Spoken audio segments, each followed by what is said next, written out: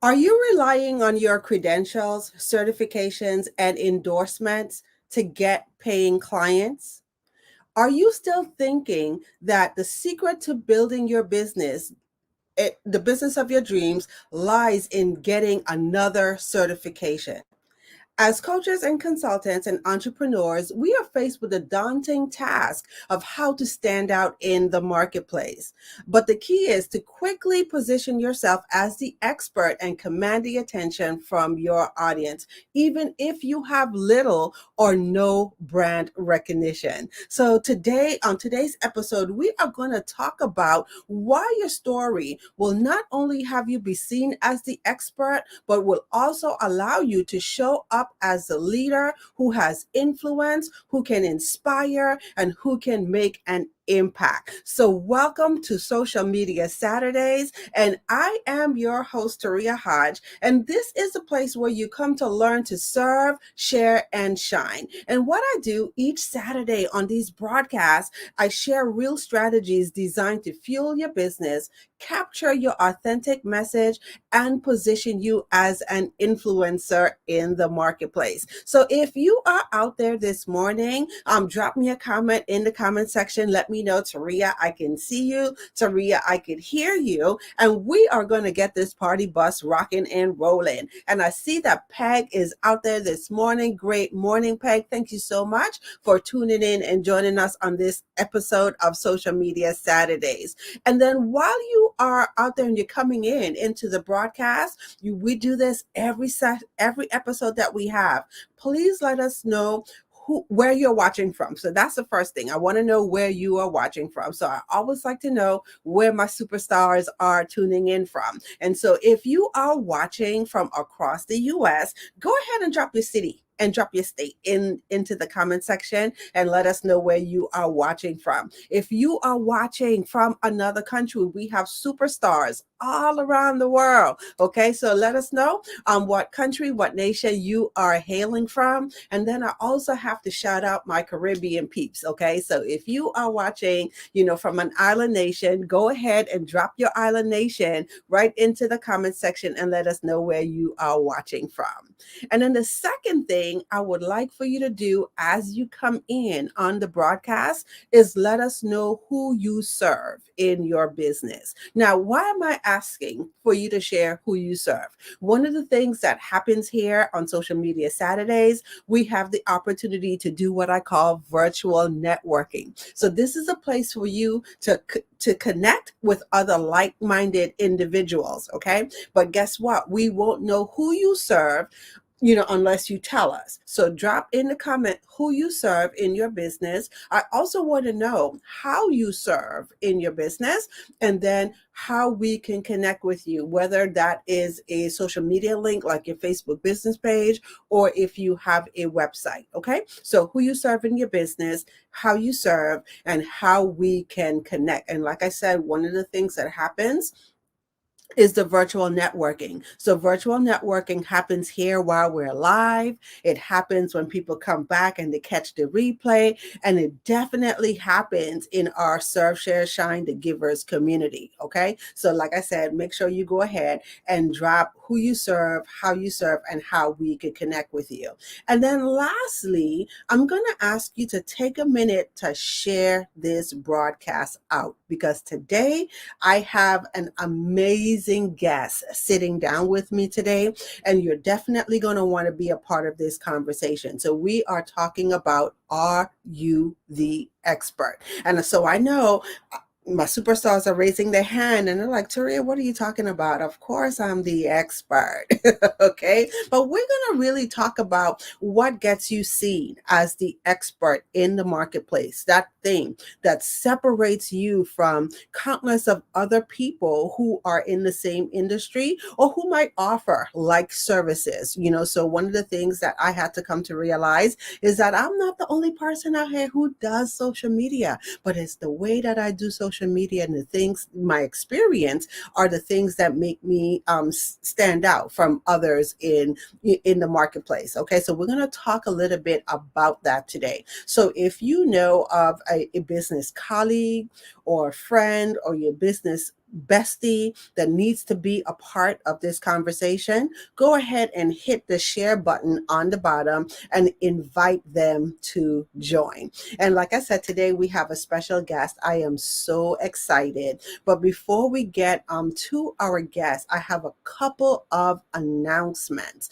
So first of all, I want to start off and thank our superstars who have joined us on our live training, which is the Magnetize and Monetize the Virtual Stage. So we have had some superstars that showed up and had the ability to say, oh my gosh, I'm working on my story, or I don't know what my brand story is. And they have taken the opportunity to join Suzanne Hart and I on that live training. So I also want you to know that we have 2 more sessions that's coming up, okay? So we are offering our Magnetize and Monetize the Virtual Stage live training on November 6th, which is a Saturday morning. So that's going to take place of Social Media Saturdays, okay? November 6th at 9 a.m. Eastern Standard Time. And then the last one that we're going to do would be Monday, November 8th. And like I said, this is for you. If you are out there and you really want to be able to stand out in the marketplace, you want to be able to attract your divine clients to your business. And so you guys know that this is the thing that I talk about all the time. There's a difference in filling your business with just any old clients, but when you have business filled with divine clients, the people that you are called to serve in the marketplace, it makes all the difference in the world. And so one of the things that, Susan and I, we are committed to is we are committed to helping our coaches, our consultants, and our thought leaders get their authentic message into the marketplace. And why do you want to get your authentic message out there? Is when your divine clients hear your authentic message, they kind of self-select, right? They raise their hand and they say, you know what, this is my person, this is my coach, this is the person that will take me from where I am today to where I want to be. Okay. And so I'm going to drop the link into the comment section. Actually, it's in the description of the video as well, and how you could join us on the Magnetize and Monetize the Virtual Stage live training. And then the second announcement, drum roll please, we have created a contest, okay? And so we have a contest running right now where 2 lucky winners will have the opportunity to join us on the Unleash the Power of Your Story 2-day training. So this is for, once again, for those of you who are out there and you're saying to yourself, what's my brand story? What's the story that I share in the marketplace that allows me to be seen as the expert and allow me to attract my divine clients? And so we thought it would be fun this round, as we do the launch for Unleash Your Power of Your Story, to award 2 superstars the opportunity to get an all access pass. And our all access pass has a value of $497. Okay, so this isn't anything to sneeze at. So if you know that this is the next step that you need for your business, go ahead and join the contest. And how the contest works is that the 2 people who actually share the most and accumulate the most points, so you get points for sharing. So if you accumulate the most points, then what we do is we award you with an all access pass to the 2-day training, which happens on November 12th and November 13th. Okay. And so once again, the link for the contest is in the description of the video. So you want to make sure that you definitely check us out. Okay. So now without any further ado, I am so excited to have our conversation today. And like I mentioned before, we have a special guest and we are talking about, are you the expert? So what are the things that allows you to be seen as the expert in the marketplace. So the guest that I have the pleasure and the privilege to introduce to you this morning is a leader in educational excellence, and she knows how to create learning environments that foster engagement. Her work is influenced by her ability to create culture, connection, creativity, and community. And what I love the most about her is that she's able to use her turnaround strategies to help other principals turn low performing schools into hallelujah success stories. So, without any further ado, please help me welcome the turnaround principal, Barbara Polk. All right, great morning, Barbara. How are you? Yay! Good morning. Good morning. Oh, good morning. Good morning. I am so excited, to sit down and unpack this conversation with you this morning. And the reason why I'm sitting down and letting our superstars know a little bit of the backstory, right? And so I had the opportunity to meet Barbara. Barbara, is one of our superstars. And I've also had the pleasure to work with Barbara deeper, on her story. And oh my gosh, absolutely blown away with some of the things that she has shared with me in her field that allowed her, to be known, across the nation as the turnaround principal. So before we jump into our conversation, I just kind of want to frame it up and cue it, for our superstars who's watching out there.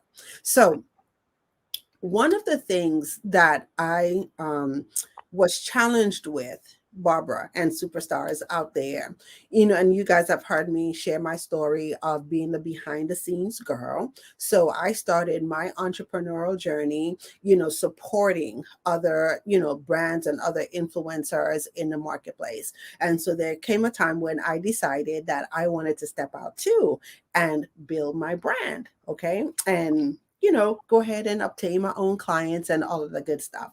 And I really thought that it was going to be an easy task because of course I've been doing it for years, and I've been in the industry for years. And unfortunately, or fortunately for me, because everything that happens is a blessing, I kind of hit a wall, and it caused me to step back and take a look at some things.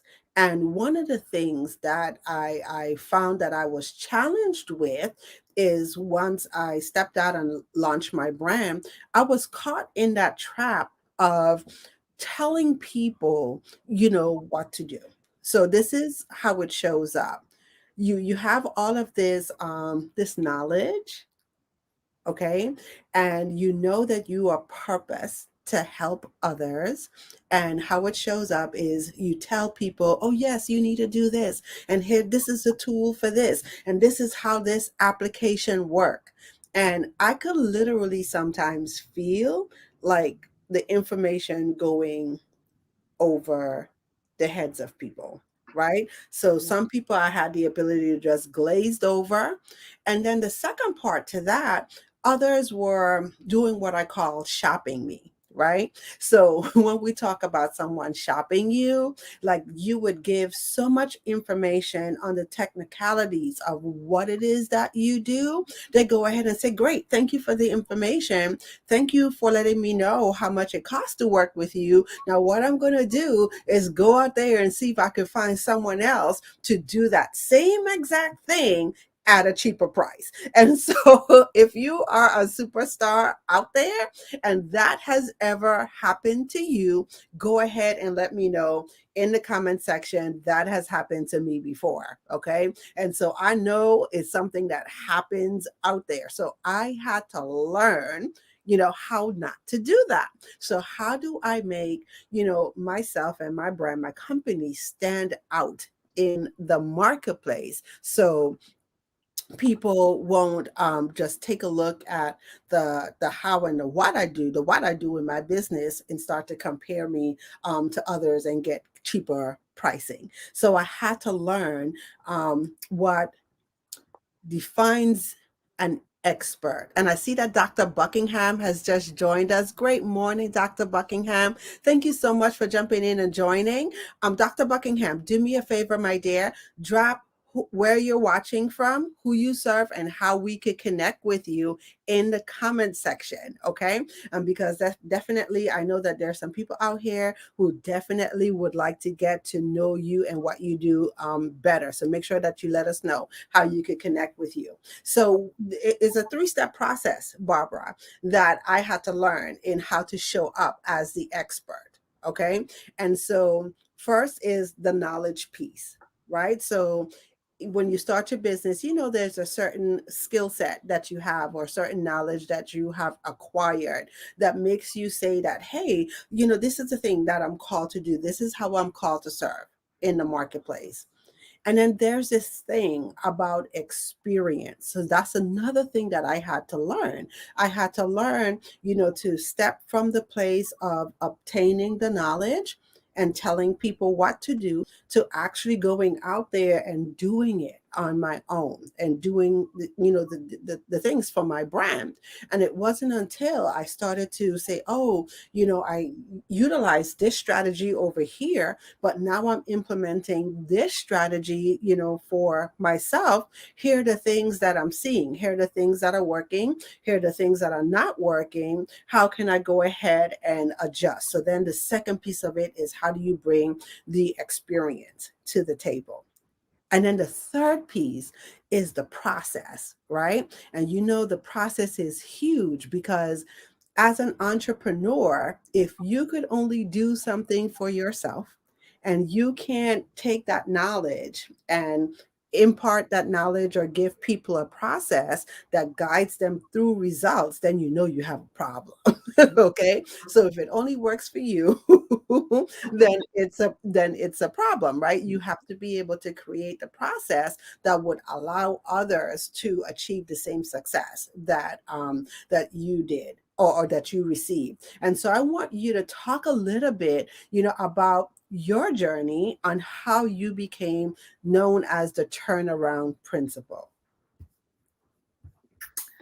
Well, um, I was assigned to one of the lowest performing schools in my state and the lowest performing school in my district. I was initially assigned to an elementary campus where I did some hallelujah success things. And then when they assigned me to this lowest performing campus in the district, I just didn't know what to do. Am I prepared to do this? You know, why are you sending me to this school? I don't know what to do with these low performing kids. But because of the things that I had experienced in my life as a teacher, I Mhm. understood that this is the place where I should be because I identified with these children that were low performing because at one point I was at a low in my life in education. And it took somebody to give me a hand up to show me the direction. And I realized that that was my purpose. Awesome, awesome. So, so share with us a little bit of some of the things that, like, that put you, in the position as the principal at a low performing school. So, what are some of the things that when it comes to your knowledge, right, what are some of the things that you were able to share with other teachers and other principals out there that help turn around those low performing schools? Well, the first thing, of course, is the culture had to be changed. Mm, And when you change the culture, you are addressing a belief system. And if people on your team do not believe that there can be a change, then the culture will not change. mm, We talked and experienced having a language change, the way we're going to speak to each other, the way we're going to talk to students, the way we set our expectations. Um, the culture change comes about through your vision and your purpose to change that school, and to get everybody on your team to understand the purpose and the vision. Now, will everybody be on the team at once? No, by no means. But you identify your team and you identify those who want to move on with you.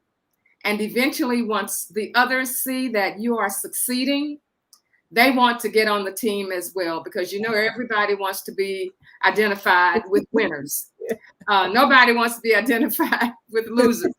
The same way I didn't want to be identified with that school, that losing school. I didn't want my name attached to that school. Me with my, a super self saying, well, what school are you principal of? And then I tell them that and then hang my head. Nobody wanted to be attached to that. But that changing the culture and having a belief that things could change was one of the huge things that I realized being assigned a principal to that low performing campus. Okay, I think we have a little lag in the video. Yeah. Yeah, but that's okay. We're gonna keep the party bus rolling.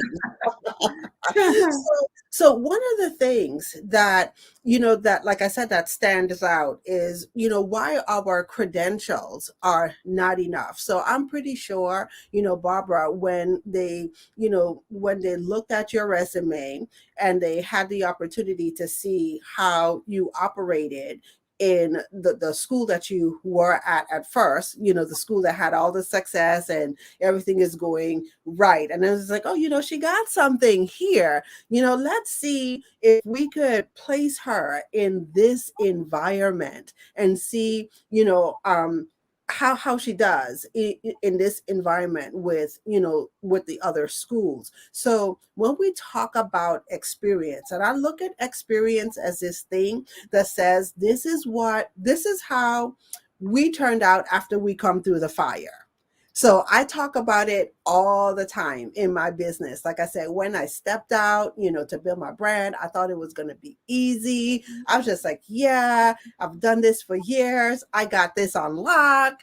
And then I'm telling you, tears, frustration, anger, the days of getting up, like, oh my gosh, why am I, doing this?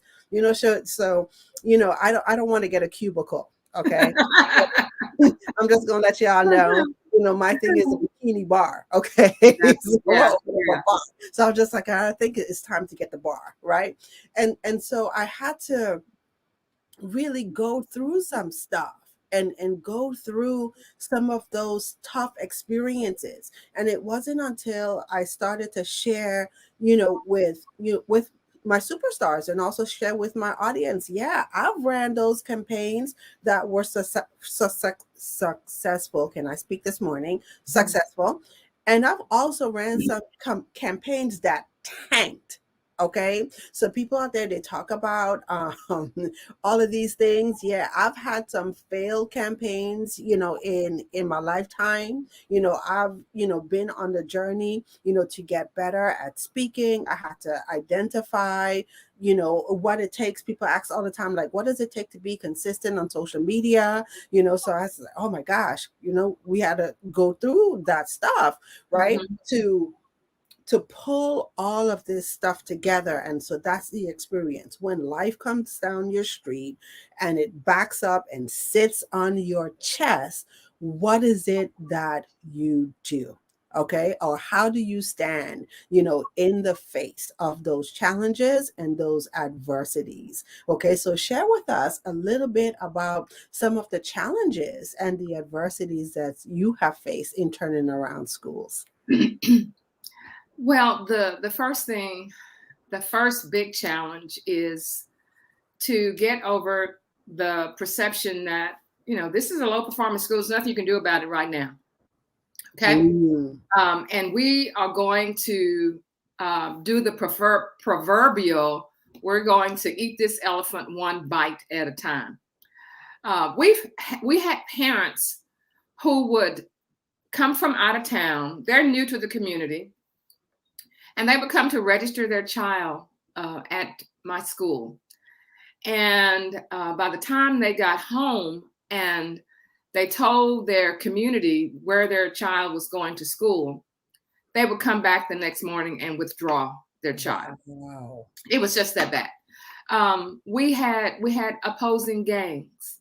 We had students who brought drugs to campus, and actually, we're selling the drugs on campus. Wow. We had students who brought weapons on campus.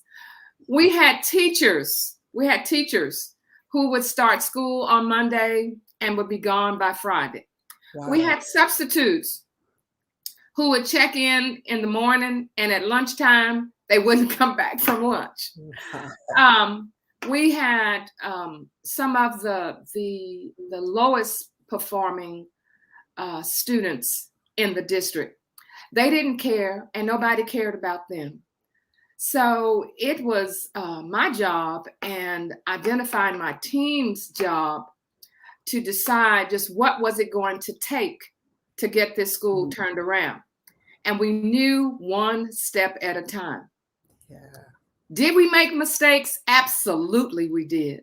That's part of our experience. Yeah. I can tell the story of the kid who told me, he said, Miss Polk, there's some drugs over there by the air conditioning system. Well, I'm in a big building, and the air conditioning system is huge. On the side of the building, it's surrounded by a chain link fence, and you have to slide back in there in the dust, in the dirt. And he says that the drugs is back there in that folder. So I go back there, and I'm coughing because of the dust. Open the folder, nothing is there. Ooh. I said, what? Oh, well, they told me it was there. So the lesson I learned there is to be aware of the students that I have around me, and to be aware that you may get the okie doke. I had parents who threatened me. I saw my career flash in front of my face when I'm walking behind one of them who threatened me. Duh. Can you come back? Can you come back into the school?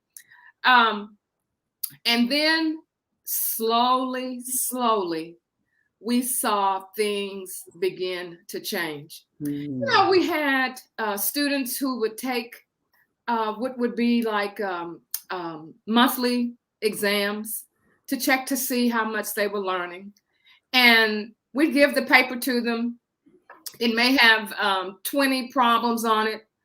They would go through the test and do ABC, ABC, A, B, and then turn it in. They didn't care. Wow.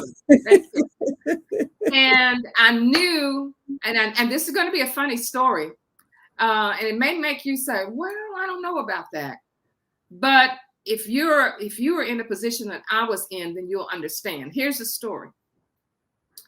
These students, the point of this story is these students just didn't care. They didn't care when it came to tests. So, when you are in a high performing school, you have to make sure that somebody's always observing your high performing students, because they want to be high performers, and they will do anything it takes to be high performers, including, we know, trying to peep on somebody else's test that has the right answers, because you want to excel. Okay, so I have laid the groundwork. Now, here we are when we're thinking we're succeeding.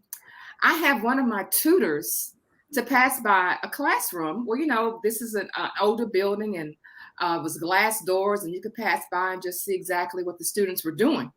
So he came rushing to my office. He said, Dr. Polk, you need to come and see this. You need to come and see this. So I said, well, what is it? So you just need to come and see. So I walked down the hall. Of course, the halls are real quiet because everybody's testing. And I'll stand outside the door. The students don't see me. But what do I see when I look inside the classroom? Students are trying to look on each other's paper to see if they have the right answer. Were they cheating? Yeah, they were. Mm. Did I get upset? I said, oh my goodness, they care. They care. They care enough to cheat. You know, that may sound crazy. Wow, I would have never looked at it from that perspective. Well, you know, when you work hard in those trenches, and when you see how children respond to testing, because they didn't care. They didn't care. They didn't care about the grades. Let's just hurry up and get this test over so we can go back to do what we always did. But when I saw that, I said, oh my goodness, we're getting to them. It really cares. It really matters. They really care. They want to show you how much they know. They want to impress you because, those students, they work for the teacher. I mean, when you give students a homework assignment, they don't say, well, I have to do my homework. They say, well, I have to do Miss Hodges' homework Yeah. because it's due, in the morning. And that was an experience that I would never forget. I can still see that in my mind's eye. But it takes those kinds of things. It takes the kinds of things where you have to have a Saturday school for kids to make up for the work that they missed and to learn things that they didn't get a chance to get taught because of the gap, the learning gap. And then to be told by the bus or the transportation director, we cannot provide bus transportation. I said, what? The majority of these children are coming from low-income developments. They don't have a way to get here. And then, Taria, it is Saturday school time. It is 8:00 on a Saturday morning. Yeah. And you see kids riding in on their bicycles. Wow. The old-fashioned two to a bicycle, one on the handlebars. And I'm not talking about, the 1950s and 1960s. I see kids walking to school. I see parents with 5 and 6 kids in the car dropping them off. Oh my goodness. They want to be here. They want to learn. Yeah. I see kids in Saturday school going through scavenger hunts. I said, what are y'all doing? We're looking for angles. We're looking for squares. This is for algebra. And I'll go outside and I see the science kids. I said, what are y'all doing? Oh, we're building this volcano. Why can't we do this every day at school? I love this. So those little small experiences are the things that it takes. It takes excitement. It takes not giving excuses for poor grades. It takes looking for ways to get it done, non-traditional ways. And it comes because that is your purpose. That is your purpose. Because you are not only impacting the students, you're impacting their homes, you're impacting the community when those students are learning. You're giving them an opportunity to succeed that had been denied by them earlier on in their educational career. Yeah. And I love it. I'm just reading some of the comments that we have out there today. And your story is really resonating. So I love that Dr. Buckingham is saying life is perspective. Yes. So thank you so much for that, Dr. Buckingham. Audrey Hyman, who is also a former educator, is saying, Ms. Pohl, I can relate to your story. I got my start in a low performing inner city school. Now I am retired and currently working with retired educators who are ready to pivot and travel for enjoyment, possibly make additional income in the travel industry. So that's one of our superstars, Audrey. So thank you, Audrey, for tuning in and joining. And then we also have Dr. A is out there this morning. Great morning, Dr. A. And she says, I could relate so much. I love this testimony. This is the reason educators educate. Awesome. So thank you so much for that, Dr. A. One of the things that I heard you mention, and I wanted to go back, and this is why we talk about being, being seen as the expert. So that's the topic today, being seen as the expert. And so one of the things that you mentioned is being able to step away from the traditional way that things have been done, and having the courage, to try something different, having the courage to do non-traditional things, to achieve the ultimate goal, which is to make sure that the students are succeeding. So share with us, some of the non-traditional things that you have done, as in your role as a turnaround principal. Well, of course, the kids were having problems with turning in assignments. And as well as I, when they are in elementary, there's a parent or a family member that helps them get their work done, because they're little babies. They need to get their homework done because their teacher said we need to get our homework turned in. Well, by the time they get to middle school and to high school, well, I'm not turning my homework in, or I'm going to turn in half of my homework. And I'm not going to bother with that because I don't know how to finish this anyway. We started this in class, and I'm back either tomorrow or the day after if I'm in a block schedule.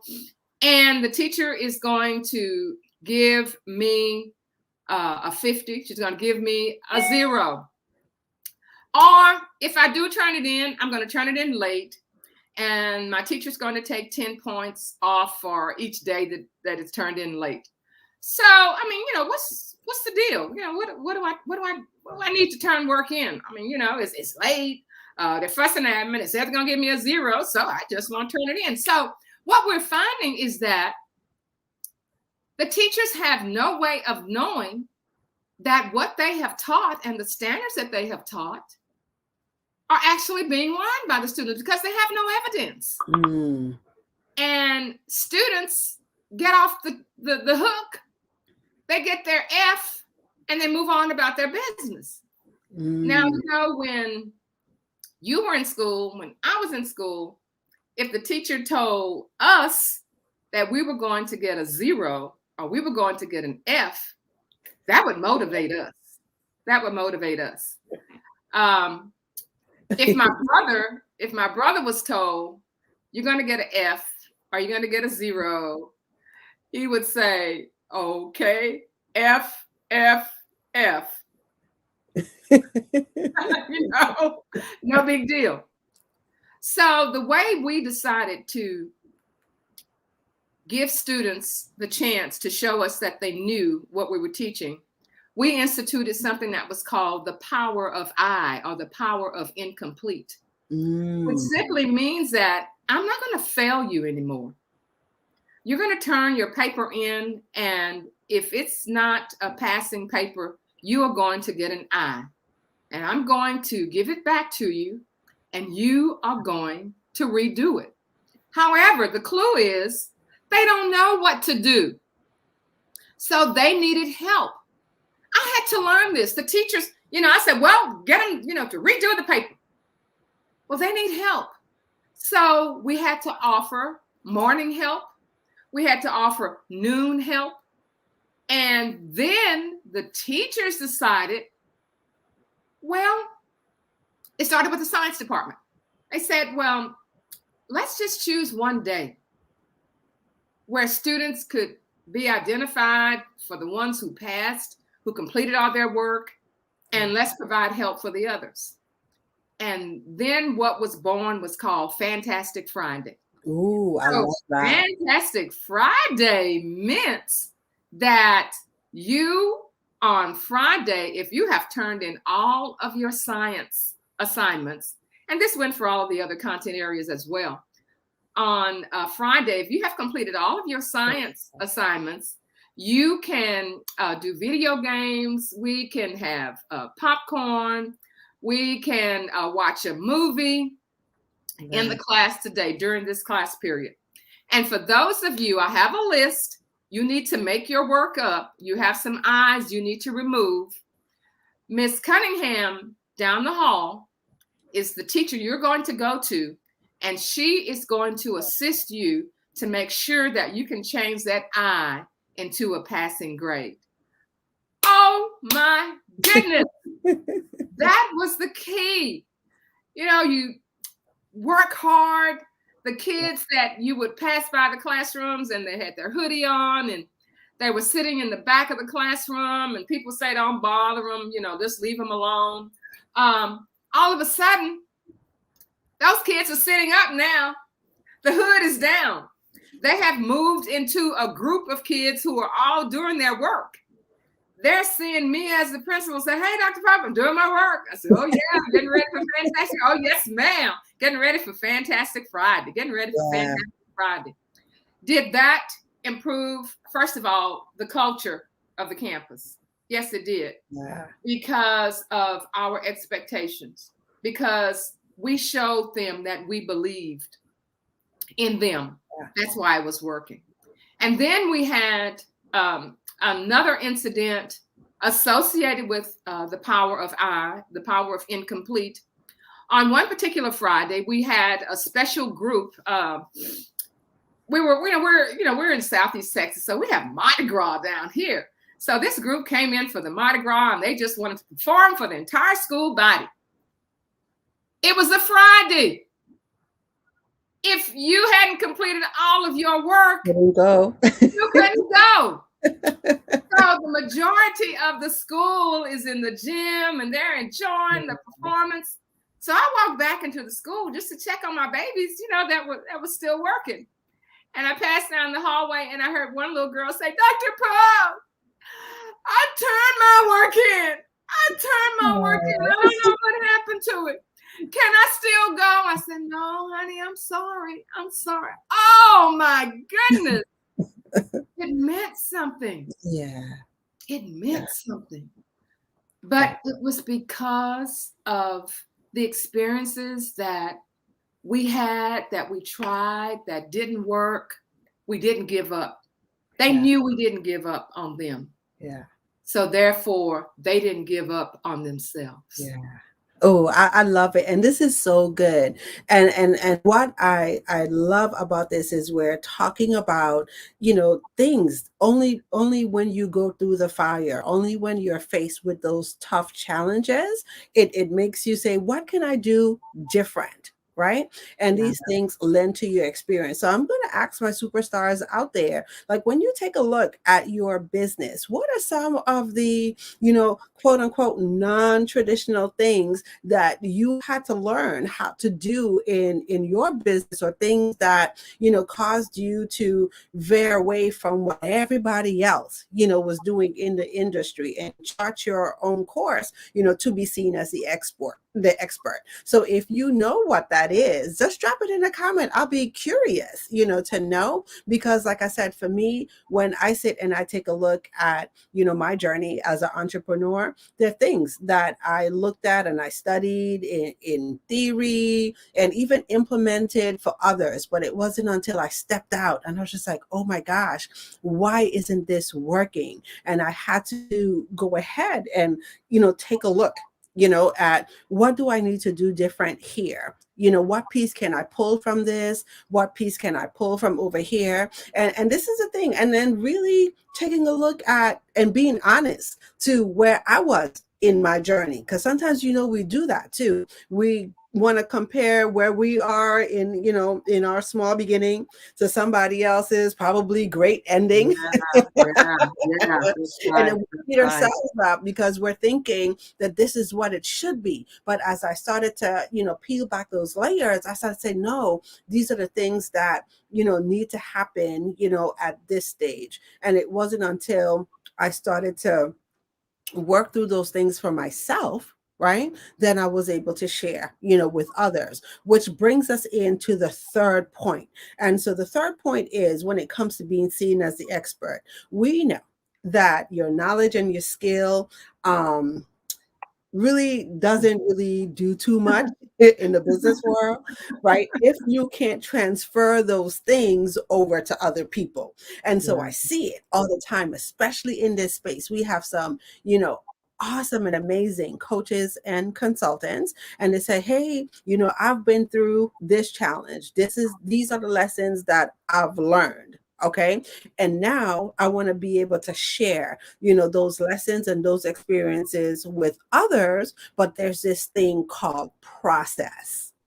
Okay. And so that's also another thing that I had to learn. If you don't have a process that would allow you to transfer that knowledge, that skill set, that expertise onto others, then therefore you're really not going to succeed the way you would like to in business. So share a little bit about what that was like for you when it comes to transferring your knowledge to others, to other principals and other teachers.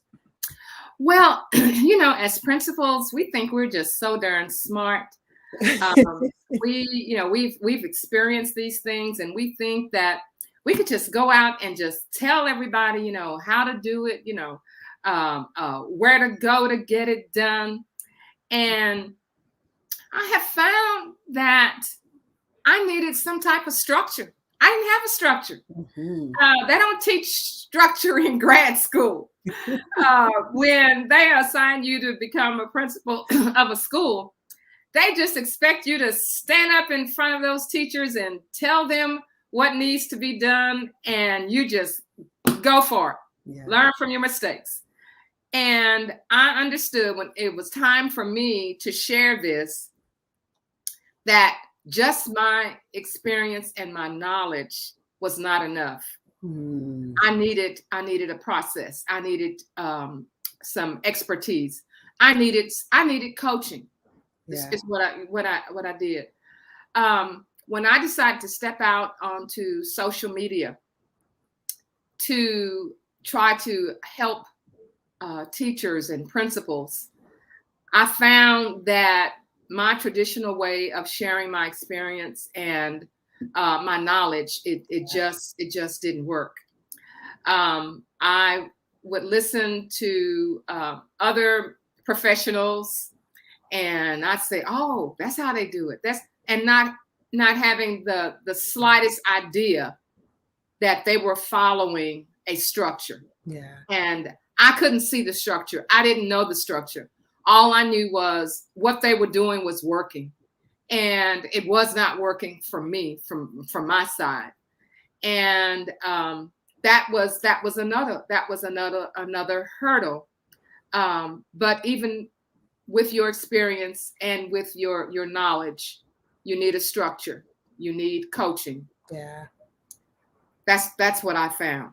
And I'm working with Taria as a social media strategist, Yes. to say, I saw your video, or I saw your live, and I'm going to send you something that we can follow, and then having other people who understand the structure to look Yeah. at it and to say, um, I didn't hear you mention, XYZ. And why don't you add yada, yada, yada? Then all of a sudden, it becomes clear. Yeah. I needed help. It was like starting all over. But I had the experience, I had the knowledge, but I needed the structure. Yeah. So I really thank you so much for that, Barbara. And this is one of the things that, I wanted you to talk a little bit about, because, be seen as the expert. So one of the things that you have done, in your career, you have transitioned, out of being the principal working in schools, and now having your own consulting business, right? And Right. you have the opportunity to go out there and make an impact, have influence and impact out there in the marketplace. But one of the things that you're saying is that you had to learn, and what you did an awesome job of here today is how to show up in the marketplace as the expert. Okay. And one of the things that allows you to do that is being able to take all of your experiences and put them into story format where people could identify and they could raise their hand and say, oh, wow, that's the person, that I want to work with. That's the person that I know will help me on this journey and take me from where I am now to where I want to be. And so, like, that's, the power of story. And that's what we're talking about, how you can now take all of these experiences that you've had, all of the lessons that you have learned, and formulate them into story format that allows you now to go out and serve your audience. So talk a little bit and share just very briefly on what our unleash the power of your story speaker training has done for you in your business. Well, talking about story, if I suppose in any area you have your knowledge and you have your experience, and as you go through these experiences, stories are being created right in your face. You are creating the stories, Yeah. but you don't realize you're creating the stories until someone asks you, Yeah. tell me about this. So once I went through the program, I understood, or I was taught, or I was coached into being able to identify the story and have a purpose for the story. Yeah. The purpose is for someone else to learn Yes. and how to incorporate that story to make the somebody else understand. I understand Yeah. what you're going through. I had to be taught to explain the story, and that is what I learned. I learned that the story is complex. Mm-hmm. It is not just walking into a store, pointing at a beautiful pair of shoes and say, I want to buy those, slip them on and walk out. No. What did it take before that shoe, that Yeah. beautiful shoe, got on that shelf in order for you to make the purchase? That was the finished product. Yeah. What And, was the, well, yeah, and really and truly, that's how we make decisions, right? And that's how we buy stuff. Usually it's those brands or those people out there in the marketplace that have been able to captivate us with their why. Like, why do you do what you do? What's the yeah, thing that makes you stick to it, that makes you go through the fire, and come out triumphant on the other side and have the desire to help others? Is that why? So yeah, exactly. yeah.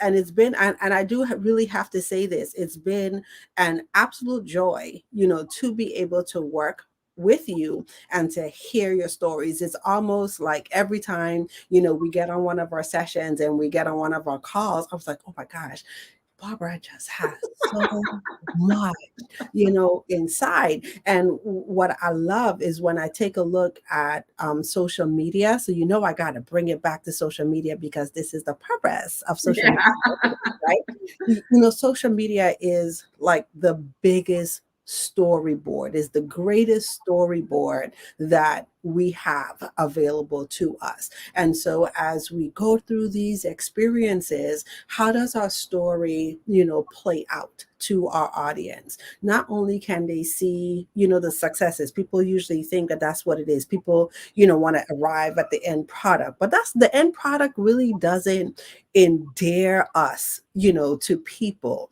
is what they go through in the journey to where they are, that's the thing that endears us to them. And I always like to put it this way, like that's the thing that makes them say, you get me. It's that relatedness. And that's where we, put, and social media is where we put, that content, whether it's in our written content, whether it's in our visual content, we're able to take our audience on that journey, and they could see the journey, of transformation. They could see the journey of becoming, not just your journey, but they're able to see themselves. So they could see through your stories where they are now, and they could also see where they desire to be. So awesome, awesome, awesome. So before we are, time really just goes by like so super fast. We're sitting down and having great conversation. So I want to make sure that I put a couple of links up on the screen for our superstars. So once again, if you have missed us in our Magnetize and Monetize the Virtual Stage live training, we are doing the training once again Saturday, November 6th, and Monday, November 8th. I know the link is in the description of the video. I just found it right here. So it's going across the screen. So if you have not had the opportunity to register to join us, we have 2 more dates available. So make sure that you go ahead and you secure your seat to do that. And then once you register for the webinar, it will allow you to get access to the contest. And so, like I said, we are giving away 2 all-access passes to our Unleash the Power of Your Story training that we're doing November 12th and 13th to 2 lucky superstars who have entered into the contest and accumulated the most points in the contest. And how do you get points? You get points for sharing the contest with others. It cannot get any easier than that. So we've had people who've attended our Magnetize and Monetize the Virtual Stage, and they know that they want to go to the next level, which is unleash the power of your story. This is your opportunity, for you to get an all access pass. So we're giving away 2. And so the link to the contest, if you have already taken Magnetize and Monetize, the link to the contest can also be found in the description of the video.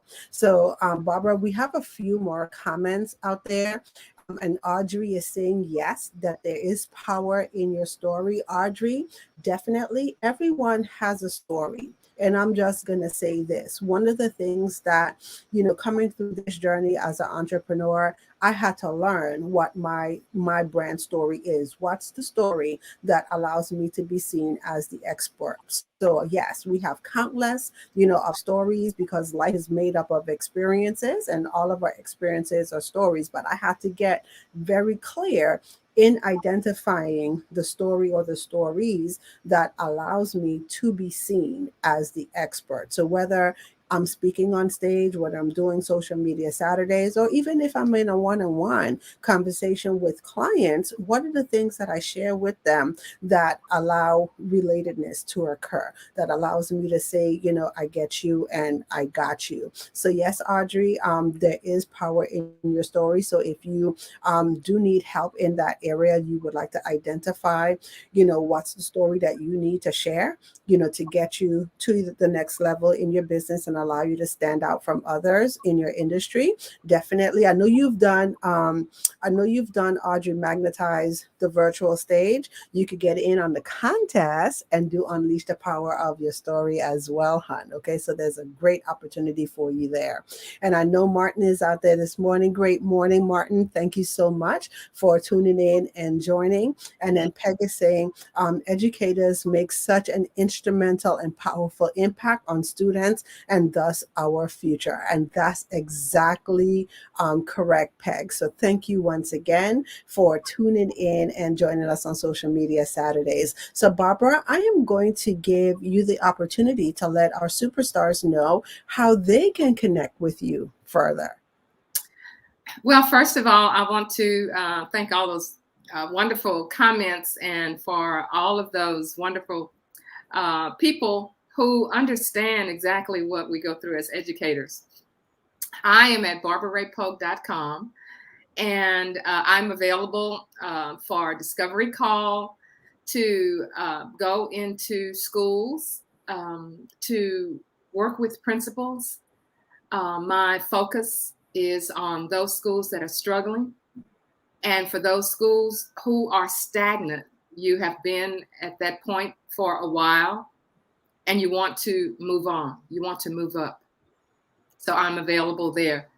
And of course, you can join my social media group, Principles on the Come Up.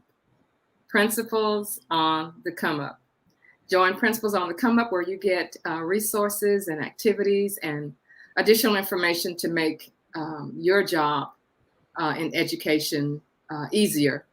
And if you're not in education, an opportunity for you to learn more about education, so that we as principals and as teachers get all the recognition that they're so deserving of. Yeah.